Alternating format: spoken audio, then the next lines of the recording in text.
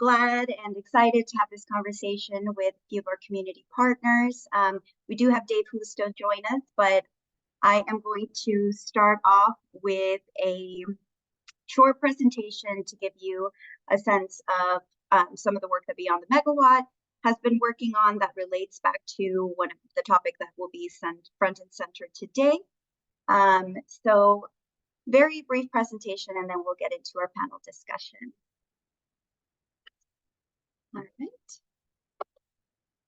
All right, so for today, we really want for all attendees to walk away with insights from community-centered organizations. So we have 4 represented today that have very broad view of different communities in the US, really wanted to be intentional about the types of communities that these organizations work with and ensure that we were covering a diversity of folks across the United States. You will also learn about key actions that whether you're an energy or service provider or a customer, you can take away, ways to flex resources to maximize impact based on the perspectives of the panelists, and awareness of some of the tools and resources that are available out there through either our Beyond the Megawatt toolkit and the additional resources that are linked through that toolkit, which have been worked on by many of the folks here. Our agenda is, we're getting started here. We'll go over our toolkit and some of the community engagement resources available to you, go into a panelist discussion, leave a little bit of time for Q&A, and then close with a call to action. So the Beyond the Megawatt toolkit was just launched at the beginning of December of last year. It is very new, but we do encourage all folks to download it. Within that, our key goal is for providers to be able to take action with this toolkit. Though it is, created with the corporate energy customer and market dynamics in mind, it is something that can be used for anybody who wants to drive impactful clean energy projects. And while it does focus on social equity and community co-benefits, it also incorporates resilience and environmental sustainability considerations. There are 2 parts of this toolkit. There's procurement guidance, and that is for anybody that is looking at considerations on a project-by-project basis. What are the key considerations that you should look at? And then there's a due diligence framework for supplier evaluation. So any partner or supplier that an organization works with could fill this out so that you have a sense of how they are meeting standards based on the criteria in mind. Right.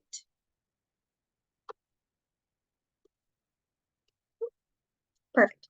So the toolkit has several topic areas, everything from governance to social equity, sustainability, and resilience, and a couple of sections on supply chain. Some of these sections are cross-tier collaboration, like siting, for example, can be an environmental issue. It can also be a human rights and social equity issue. And so the toolkit tries to look at as many issues across these topic areas. For today's webinar, we'll really be focusing on stakeholder engagement and community co-benefits. But do encourage you all to download it. I did see Sophia added it in the link. So please reach out to us if you have any questions on the toolkit. And if you end up using it and have any lessons learned, we welcome this as well.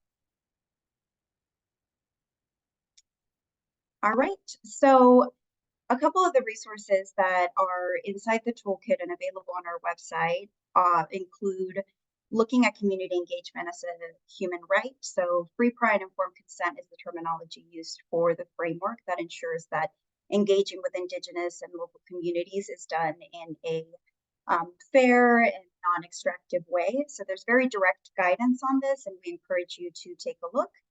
We did also publish a primer that is focused on community co-benefits and has community engagement resources as well. And something I wanted to also highlight, so we have Katie here from Just Transition Power Force. I believe, Aaron, you're part of that coalition as well. And they released a set of, it's an equity pledge and implementation guidance, really centering the community perspective on how to have relationships with communities as you engage in clean energy projects and develop them. There is also a spectrum of community engagement to ownership. This actually, I'll go ahead and highlight in a larger scale. So something that we'll talk about today is really looking at what are community engagement strategies that are very, light touch, that are perhaps meant for a broader reach, but not necessarily a deep reach. And then what are the strategies that really move beyond consultation or information to communities and actually look at ways to collaborate further with communities, ways to have community ownership embedded into your process. And so this gives you very direct examples of these, and I think is a very good recommended resource if you're trying to get started and really want to have a very distinct set of where your strategy has typically fallen in and what you might be doing in the future. So quickly on this note, I would love to get a sense of the audience and where you all stand.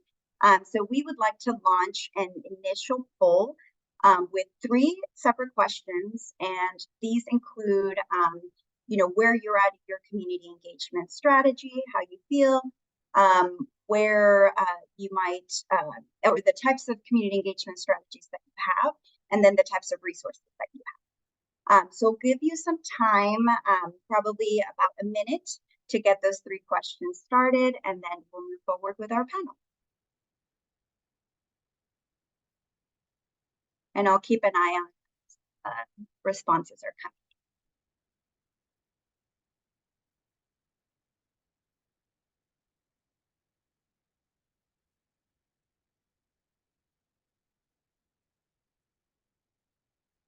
Awesome, thank you. Okay, that's good. So we're feeling pretty somewhat to very confident in our strategies. A lot of fact sheets, a lot of town halls, some community advisory boards, and teams of community engagement. Thank you. This is very helpful and really framing a baseline at least of the attendance of this work.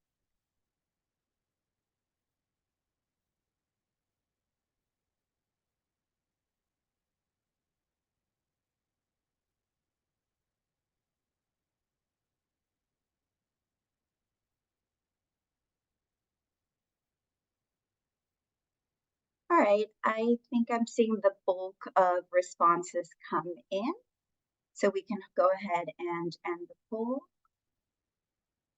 Wonderful. So ranging from somewhat confident to very confident, fact sheets are the most common form of community engagement process, followed by town halls and interactive workshops. And then most of you have a team or a staff member dedicated to community engagement. So thank you. That's very, very helpful. Stop sharing here. All right. Well, without further ado, I am going to let our panelists go ahead and introduce themselves. I'm going to stop sharing so that we can see their lovely faces. We have, an amazing group of folks. I think Dave is not with us yet, so he might not be able to join us, but an amazing opportunity as well to engage with tribal communities. So hopefully he can join us. But if not, we have Katie Castillo Beltran, Aaron Johnson, and Alex Stelworth from a variety of organizations. So we've got Emerald Cities Collaborative, Partnership for Southern Equity, and Center for Rural Affairs. I will go ahead and let them introduce themselves. And we did want to start off with the STEM. So after you introduce yourself, your experience, and your role, please let us know what community engagement is and what community engagement is not. Just leave that open-ended and you can answer it as well. So Katie, you're the first on my top list, so I'll let you go first. Sure. Thank you, Phoebe. And hi, everyone. Nice to meet you. My name is Katie del Castillo Beltran. I use she, her pronouns. I am a project manager with Emerald Cities Collaborative, and I also administer the Just Transition Power Force, of which Aaron is a member. And let's see, my previous role, I was an organizer with the local chapter of the Sierra Club here in Arizona, working on energy and public land issues. So I dealt a lot with utility companies and community engagement of all sorts. And currently, most of my work is around community engagement. Some of it comes from work that we're doing related to money trickling down from the IRA, the Inflation Reduction Act. Lots of money and initiatives for renewable energy retrofitting, and also community engagement is usually a requirement or woven into those initiatives in some way, some shape or form.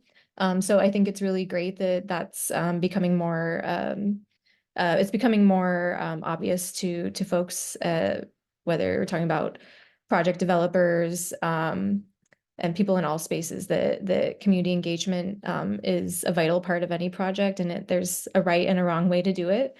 And so let's see, to answer the STEM, community engagement is, let's see, how do I sum this up concisely? Community engagement is bringing community members to the table, but also meeting them where they're at, and really listening to what they need in their community, what challenges they're facing, um, and just giving space for community members to participate in your project, from the planning stage into the implementation stage, and also weaving community engagement into the life cycle of the entire life cycle of the project. I think that's really important. Community engagement is not just checking a box, just sending a survey, or telling the community what they need and what that your project will be really good for them. Um, I think that's kind of something that happens. I'm not saying that anyone has bad intentions, but oftentimes project developers will go into a community with a bit of a savior complex, and thinking that perhaps they need to tell the community what they're lacking, what they're missing, and how their project will greatly improve things for the community. But a lot of times they do that without listening to the community first, or asking what it is they um, are needing or lacking in the community, or what challenges they're facing. So I think it's really important to do it in an equitable way, and also just showing up and listening. Should I pass it to someone, Phoebe? Yeah. Okay, I'll pass it over to Aaron. Hey, Katie, you did a great job with answering the questions around community. That was super exciting. So my name's Aaron Johnson. I am with the Partnership for Southern Equity.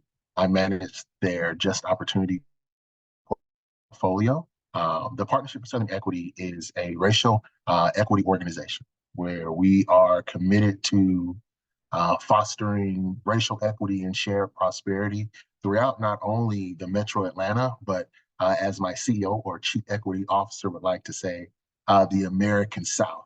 And that to us looks like anything under Canada. We think that that's a running joke, but it is definitely the truth. My particular portfolio, the Just Opportunity portfolio, where is our economic inclusion arm, where we advocate for policies and institutional practices that are based on economic inclusion, which emphasize, and this is where it gets really exciting, a regenerative and reparative economy that is grounded in solidarity and mutuality. These approaches really reject the ideology of a scarcity mindset. Oftentimes we're grounded in the idea that everyone is valued and everyone should have security, and that everyone should possess a means of self-determination. I could go on and on about my portfolio, but that's just a brief about us. So to answer your first question, community engagement. It is my belief, as Katie stated, that community engagement is a two-way street. It's about building authentic and genuine relationships where we are fostering trust. We are creating a safe space for dialogue, activating the agency of communities, where they feel comfortable with being active participants in shaping their own future, not merely recipients of decisions that were made elsewhere. I really appreciate how Katie stated that we are working with community and not for community. We are not coming from the top of the mountain and looking down and telling community what they need, but yet working with community, as opposed to doing for community. I think that community engagement is not a one-time event. It's oftentimes when I look at community engagement, I liken it to an idea about trauma-informed, the terminology trauma-informed. When people say that they're trauma-informed, oftentimes it's thrown around, but they don't understand that that to be trauma-informed, it takes many steps. It's not just a destination, it is a way. Much like equity is not a period, it is a ladder, meaning that we have to get there and we have to keep going. It's not a checkbox.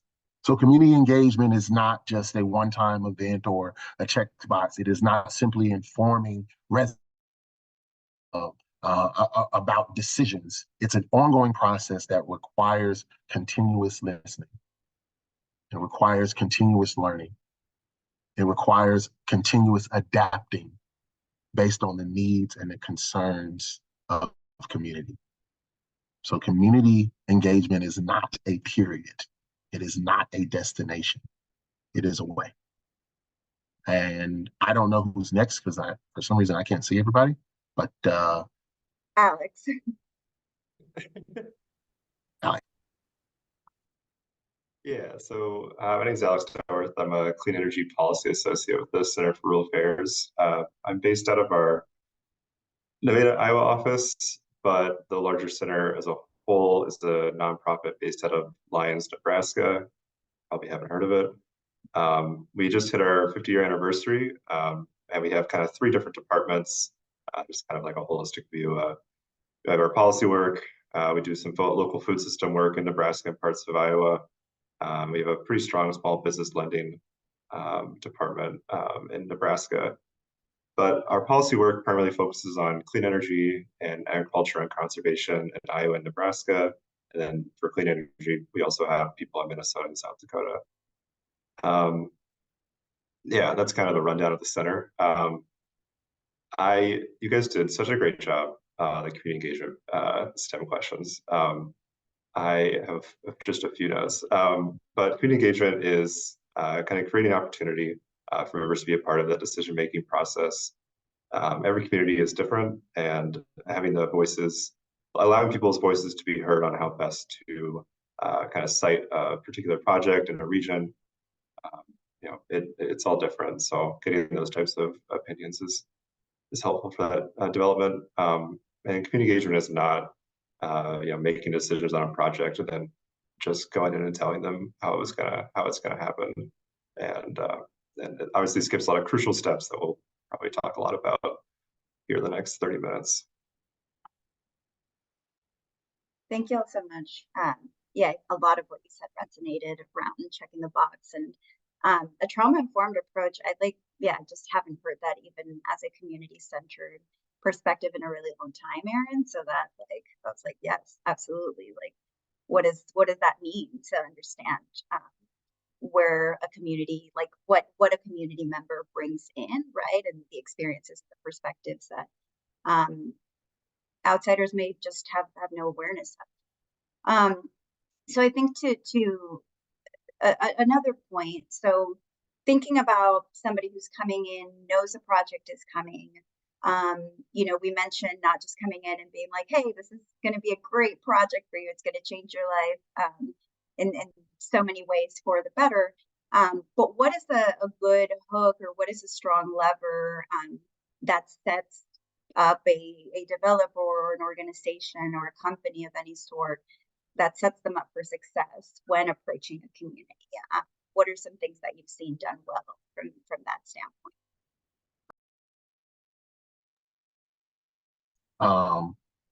Who was that for? I'm sorry. Was that for me? It's for each of you, but we can go. Aaron will go first, and then Katie, and then Alex. Okay, so I'll be quick. I know sometimes I get a little long-winded because I'm super passionate, but I think one of the most effective hooks is demonstrating a genuine commitment to community benefits. That means getting to know community. When developers and investors prioritize local hiring, workforce development, and investments in community infrastructure, it shows that they're not here to be extractive in nature, but they're here to be longtime partners. One of the things when I think about trauma-informed is we never want to leave people more traumatized than how we found them. And oftentimes organizations come into community with an extractive capitalistic nature, where it's about what can I gain under the guise of giving. So I think one of the most effective hooks is to demonstrate a genuine commitment to community benefit and understanding that it takes time, understanding that people do work with people that they know, like, and trust. And for you to just come into a community and not learn who the community is means that you're just being extracted. I give it to Katie. Yeah, and kind of to piggyback a little off of Aaron's comment, yeah, learn about the community before you come into the community.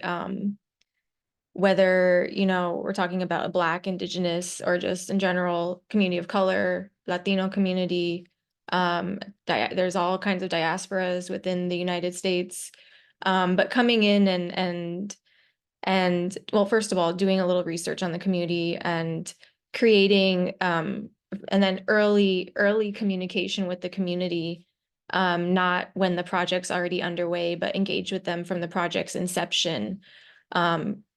Let the community know the project's goals, benefits, timeline, and then, you know, continuing to engage with community, holding meetings, and not just providing language translation if necessary, but also, and I think Phoebe, you mentioned this like in the agenda for today's webinar, so apologies for jumping ahead, but having culturally appropriate engagement with the community,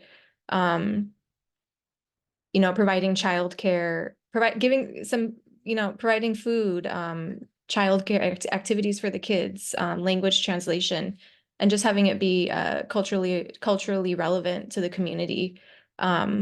I think will do a lot to establish trust within the community, and show that you're really genuine about coming in and engaging with them and involving them in the project throughout its entire life cycle. And being really clear about how the project will benefit or could benefit the community, whether, like Aaron said, that's workforce development or community of benefits agreements, or you know, so on. There's so many possibilities. Yeah, I'll pass it to you, Alex. Yeah, I think when I first read this question, I had a different idea of what I was thinking, but I think overall, you know, understand the priorities of the communities you're engaging with. So for our work, we're kind of working with both elected officials at a county level and the residents inside a county that a project is being proposed. And so, you know, Aaron mentioned the kind of the specific benefits that come with the project and understanding how it impacts a certain community. So for kind of more direct information, I guess, about stuff that the people that we work with. So with elected officials, those priorities are both to the residents' concerns and then also kind of specific you know, community impacts. So economic messaging is something that's been really important for us, and kind of showing we released a couple of county tax papers doing case studies on specific counties and kind of showing the very specific impact that other counties used the money for. So for, like, you know, what like public infrastructure projects and stuff like that, and be able to relate that to other counties has been really impactful. Yeah, that's really helpful kind of in those project development discussions. And so the priority, back to the priorities part, that's obviously really important both to the residents who are very passionate about their community and want to see it, create the most, maximize the benefit. So yeah, that's about all I got on that. Okay, thank you. So this is a really good overview of ways to do things well. But what are some of the bad practices or some of the practices that you've seen cause lack of support or, lead to lessons learned that you can share with this group? Ways that, perhaps had good intentions, right? But things that have made projects either fail or things that you've seen that have not proven to be effective as far as engagement strategies.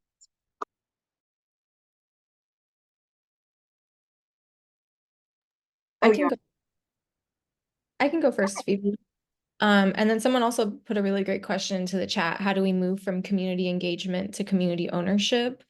And for that, I would definitely recommend that resource that Phoebe shared, the spectrum of community engagement from Facilitating Power. It's a really thorough resource that has, very like concrete steps that you can use to tailor the approach to whatever the community and project may be. But community ownership is definitely the goal.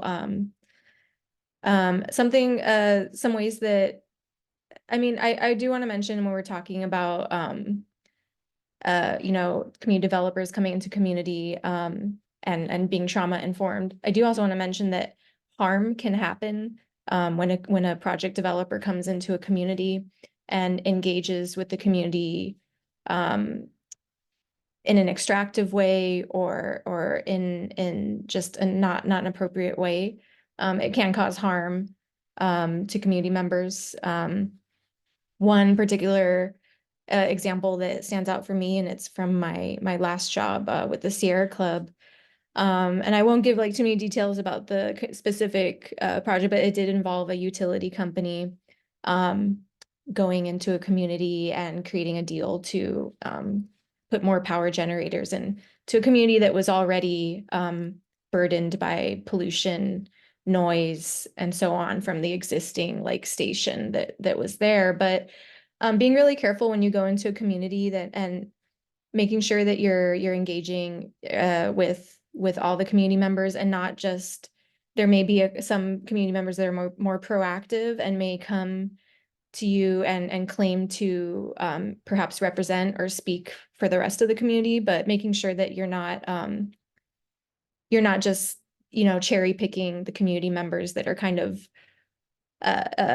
making it a smoother process for the project to be implemented, but and making sure that you're not letting, just a few community members speak for the entire community, because also sometimes there could be ulterior motives or already, longstanding personal conflict within the community that you may not know about. So just being really intentional and not moving at the speed of urgency or the speed of capitalism. Making sure that you're doing a thorough job of communicating with the community and engaging with everyone, not just those that show up right away.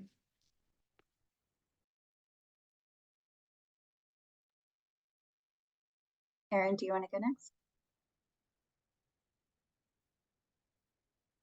Oh, you're on mute. Okay. All right.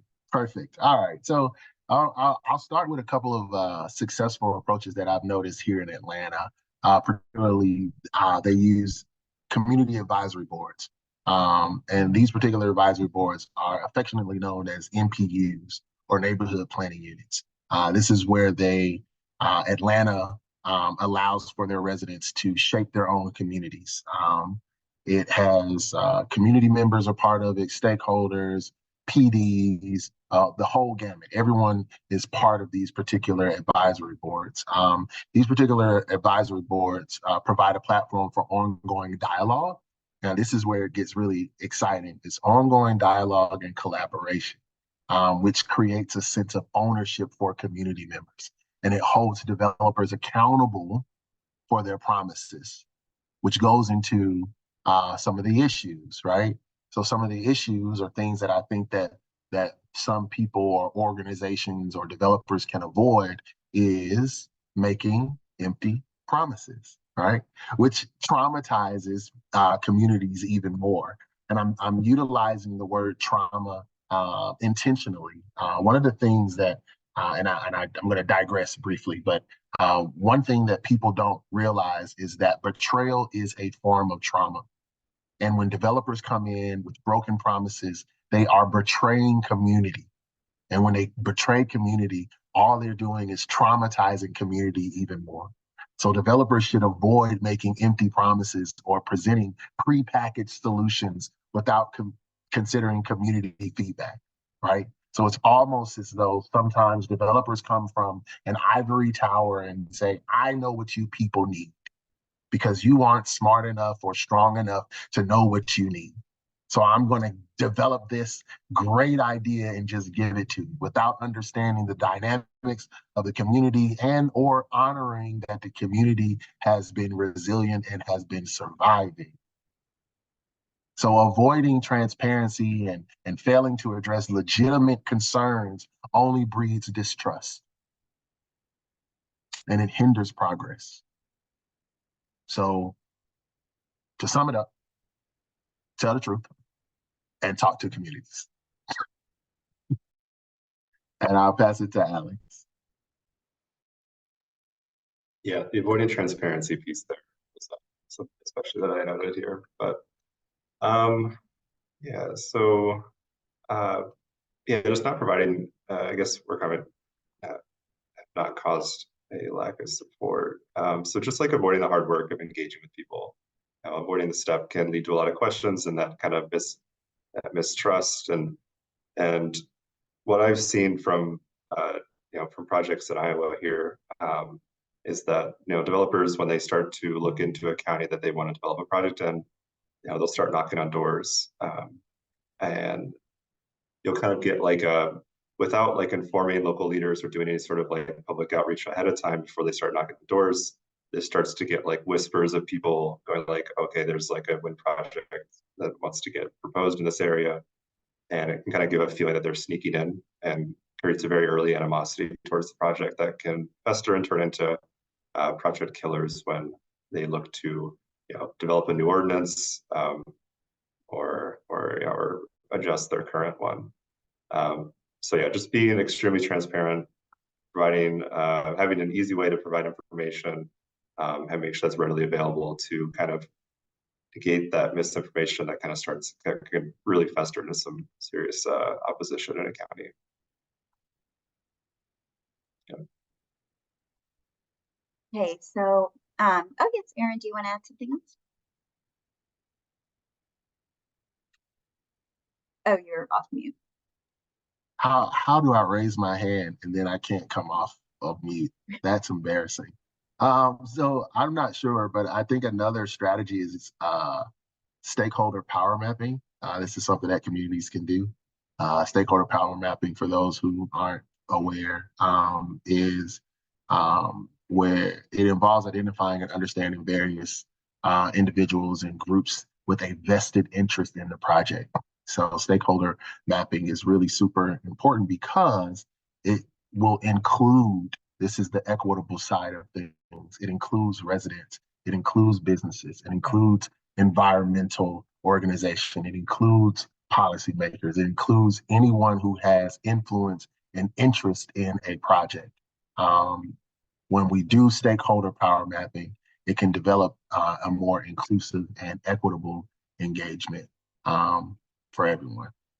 Just wanted to throw that out there because I think that stakeholder power mapping is super important. I've been on the side of some stakeholder mapping in Atlanta, and it's super exciting to be around everyone. And that way you can find out if you are values aligned. And I won't preach, but value alignment is super important. I digress. No, I love that because that was actually one of the key things I was going to focus on is, what is stakeholder mapping for those that don't know, which I think you've laid out very well, but how can it be useful for this process? So Katie and Alex, if you have anything to add on that end, let me know. Yeah, stakeholder mapping is great. Like Erin mentioned, a great way to figure out the dynamics within the community already, any like grassroots organizations or CBOs. And also, local government and policymakers. But also besides that, that's kind of what I was alluding to when it comes like getting to know the community, learning the history of the community too. And what they've been there. Are these people, residents, community members who have been displaced for some reason? They are systemically or historically have experienced oppression. In many ways, I'm willing to bet probably yes. And so learning about that before, don't leave it up to the community to teach you about what they've been through. Also, of course, you want to listen to them, but do a little research first, along with the stakeholder mapping. I think that's a really great idea to get to know the community before you go into it. Yeah, stakeholder mapping is something I haven't done before, so this was good to bring up. But I was gonna something I was just thinking about was that between communities, titles of positions inside a county government don't exactly have the same impact between counties, and so understanding that that's different for each community was the only thing I wanted to mention. So I see a couple of questions coming into the chat. We'll get to them right after this next one, but please, anybody who has questions, bring them in. I think this in a way gets to a couple of the questions that have come in, but some companies and some developers may have a very large team and lots of resources available for community engagement. And then there are smaller companies that may not have those resources, maybe not as many people. So what are ways that all sites, organizations of any size can flex their resources and leverage potentially, partnerships to have effective community engagement processes? And we can start with Katie on this one, and then Alex and then Erin.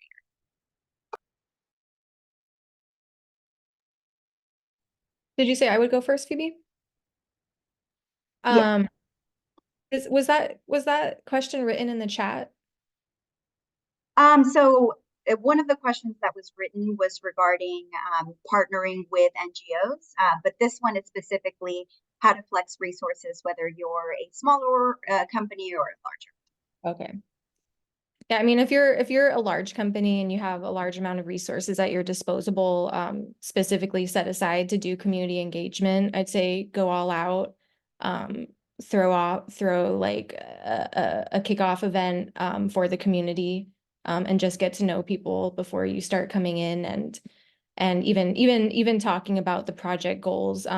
I think partnering with NGOs or CBOs. CBO is a community-based organization within the community, and approaching them and talking about how you have this project that is unfolding and you'd like to engage with the community, and maybe who do they recommend, or what are the things that you need to know, what are the dynamics you need to understand about the community before going in and engaging with them. I think weaving and making sure you're also paying, if you do have resources at your disposal, making sure that you're paying those NGOs or community members for their time also. And if you don't have a lot of resources, I think partnering with the NGOs is a great idea to be able just to understand the community a little better and kind of get introduced to them without without having to go through some other intermediary, or just directly going up to the, not like I said, like I think it was Erin who talked about, or Alex, people were getting knocks on their door already, but there hadn't really been any like initial introductions. Doing that via, you know, NGOs or CBOs that are already existing is a great way to kind of softly enter and start getting to know the community and understanding their needs and the challenges that will come up with the project. I think Kate did a really great job of kind of summarizing all of that together.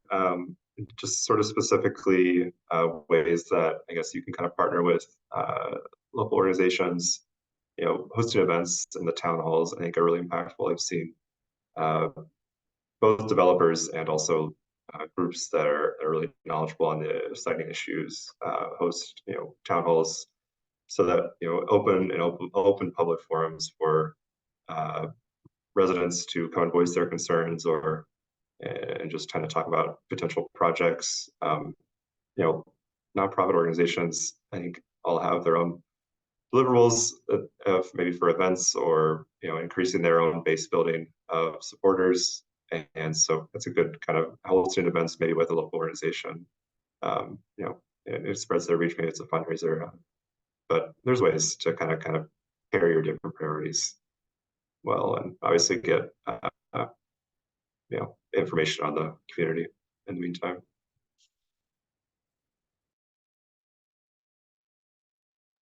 Yeah, I would agree. I think that both Alex and Katie hit it on the nose. I think the easiest and most effective way to build authentic and sustainable relationships with NGOs and CBOs is they should prioritize genuine listening, collaborative projects, mutual beneficial projects. And it's important that I utilize the word mutual beneficial because that way everyone can get what they desire and not be extractive, right? I think that transparency is also key.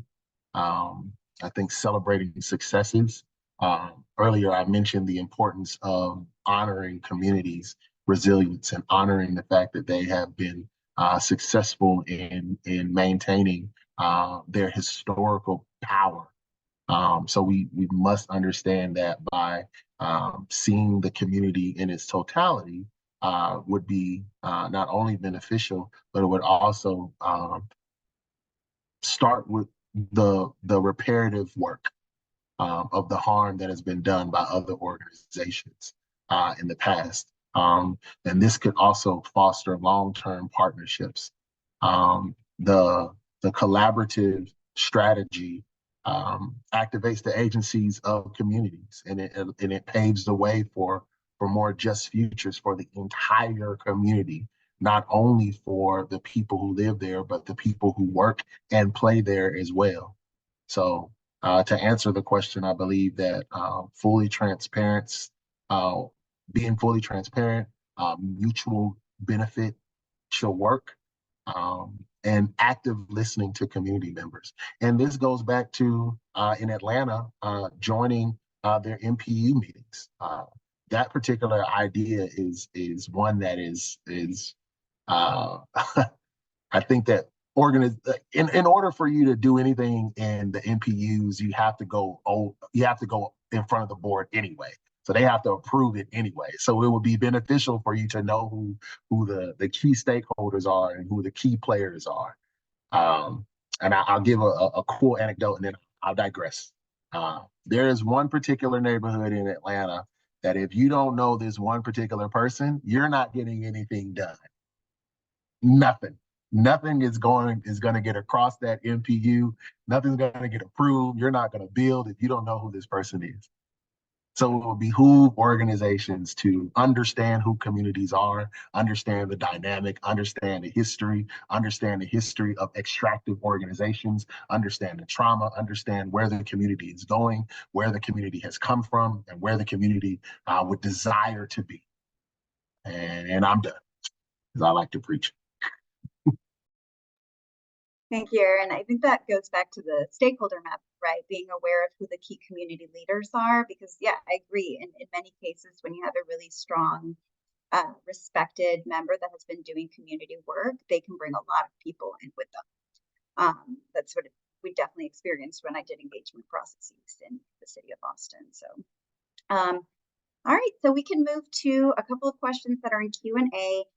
This one is it's a very good one. Thank you, Gabriela. So what are your views on outcome-driven or objective-driven engagement? The spectrums is a great start conceptually, but what is your process for assessing the best engagement methods for a given project? So coming in with the outcome in mind, and then, you know, I think perhaps, and Gabriela, if there's, you know, any clarification that you want to make on this, but I'm also getting it's like based on maybe different project sizes or different types of projects, there could be different types of engagement. So any thoughts on that?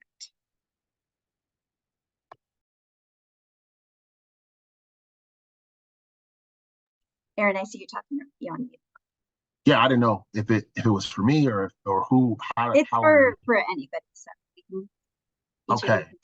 Let me read the question again. So it says, what are your views on outcome objective-driven engagement? Using spectrums are a great start conceptually, but what's your process for assessing the best engagement method for given projects? So one of the things that my particular portfolio is really big on, and to my director, is we are big on pilots. We are big on pilots. Pilots are a great way for us to uncover if our ideas work, if the community is, if this is what they want, and we can go back and we can fix it. We can challenge our own thought patterns around projects that we want, and we can look at it objectively, and we can gather the data. All of that really works for us. So I'm a really big fan of pilots. I think that utilizing the pilot ideology, particularly when it comes to community engagement and projects and all that good jazz, it allows for community's voice to be heard. It allows for us to really honor, allows for us to go from theory to practicality and ensure that we're being equitable in all of our work. So that is one of the biggest methods for projects that our particular organization, and particularly my portfolio, hinges on, is we utilize pilots. But our pilots are not just pilots that are brainchilds of just thought, right? We are rooted in data. We are rooted in research as we are creating these pilots, and to ensure that we're doing the right thing, and we just follow up, and we run back and we come back to it. And it's just, I think pilots are the biggest way for us to go from concept to reality, from theory to practicality. Hopefully that answered the question. I don't know.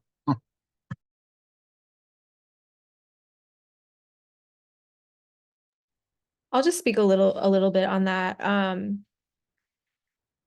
Yeah, using, like Gabriela mentioned in her question, using the spectrums are a great start conceptually. But there's also ways to like weave that framework into your project. So, I mean, of course, every project has metrics associated, you know, desired outcomes and so on. But if you can have, and of course, I'm sure there's some rigidity in each project, some things that just like can't be changed, but having some amount of flexibility in how objectives are achieved, that may involve, you know, adapting your strategies and methods based on the evolving, like someone said earlier, community engagement is not a destination or a one-time thing. It'll be an evolving process.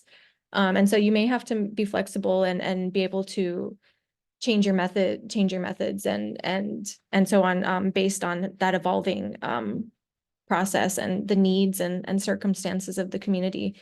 So I guess there's not like a one size fits all answer, but that spectrum of community engagement is definitely something that can be implemented if you're able to have some flexibility as far as meeting your outcomes.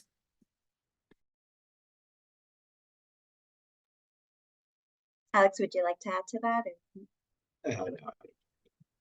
All right, so another one that came in that I think relates back to this, and I know, Aaron, y'all work with specifically businesses as well.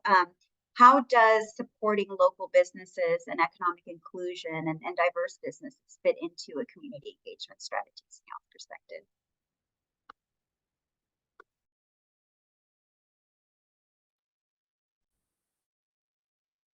Katie, I see you're off mute.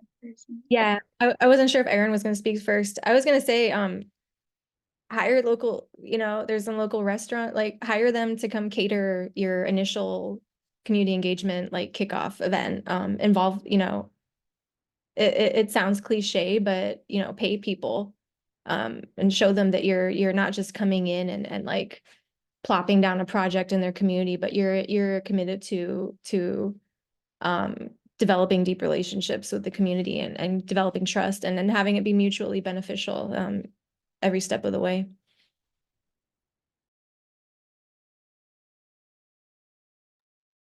Yeah, you hit it on the muscle. Hiring locally, prioritize local hiring and procurement. I think that's one of the best ways and easiest ways to do it is prioritizing local hiring and procurement. I think that supporting small businesses is also key. There's a coffee shop up the street that can hold or host a meeting. Utilize that coffee shop. I think that also investing in community infrastructure is also key. Anything that you can do to show that you are not there to be extractive is a great way to ensure a authentic and loving partnership. So prioritizing local hire and procurement. I think that supporting small businesses, utilize the businesses in the community, utilize the spaces in community, utilize their community centers, and also investing in community infrastructure, like collaborating with communities to address their needs. That's a great way to invest in community infrastructure. I have spoken on this at length today, the importance of not re-traumatizing communities and recognizing that communities are traumatized and recognizing that there is a thing called community trauma. The idea is, and I snatched this from our Chief Equity Officer, Nathaniel Smith, where he states that change moves at the speed of trust. Change moves at the speed of trust. So in order for us to ensure that we have loving partnerships and that we are making meaningful community engagement, we must understand that we have to start with building trust. And the first way to build trust is to show up. The second way to build trust is to listen. The third way to show up is to be authentic. And then from there, it can open your eyes to seeing the community in their totality. And that will go into prioritizing hiring in the community, prioritizing procurement from the community, prioritizing utilizing the community space, prioritizing investing in community infrastructure. So hopefully that answers the question. How long did I see today? Oh, Phoebe, you're on mute. I do see great questions coming in, but hopefully we can follow up with these amazing panelists to get some of your questions answered as well. So any last thoughts, Alex? Oh, I was just going to mention on that is we were going to, I think community benefit agreements was something that can also be brought in here. And some of the stuff we've seen from that is donations to local organizations or scholarship funds. And that's another way to kind of put more investment into the community in the project. It's on top of, other benefits that maybe already they're required to give, but yeah. Yeah, I love that. Benefits don't just have to be like direct energy jobs, right? They can be rooted in what that community may want, or ideally, what they want versus what you think they need. All right. Well, thank you all so much. We'll go ahead and close out with a few announcements. So, call to action here to everybody that attended. Advocate for maximizing social and environmental outcomes. Clean energy projects are amazing for addressing our climate crisis, but they also have the potential to have so much community impact and community benefits specifically, and there's ways to avoid doing harm as part of those projects. Please download our toolkit. Many of the resources there are aligned with what we heard from different NGOs and community members like the folks in this call. So take a look at that. Partner with us, partner with the NGOs here, and please don't hesitate to contact us. A couple of resources I just want to quickly highlight. We will be having a human rights webinar coming up in a couple, or April 10th, so in a month and a half or so, highlighting international organizations that work on human rights. So engagement is a huge part of ensuring human rights are being upheld, workforce, additional issues. Please join us if you can. Another resource from Clean Energy Buyers Institute is a free training webinar or free training course on clean energy that can be used for small businesses or anybody that's interested in learning more about clean energy procurement. This is something that's offered free, so it's not part of the SEPA membership and highly recommended. With that, we'll launch one last poll as we wrap up, just to give us a sense of how helpful you found this content. Hopefully, I'm getting some yeses here, but I'll stop sharing my screen. Thank you all so much, Aaron, Katie, and Alex, for joining us, and thank you to everybody who was able to attend today. And we'll go ahead and close off, and looking forward to building on connections. I think part of this is, this is one of our initial community engagement webinars, but we plan to do additional trainings and conversations in the future. So please consider this part of, that ongoing process. Thank you. Phoebe. Bye, everyone. Take care, everyone. Thank you all for joining. Thanks for having us.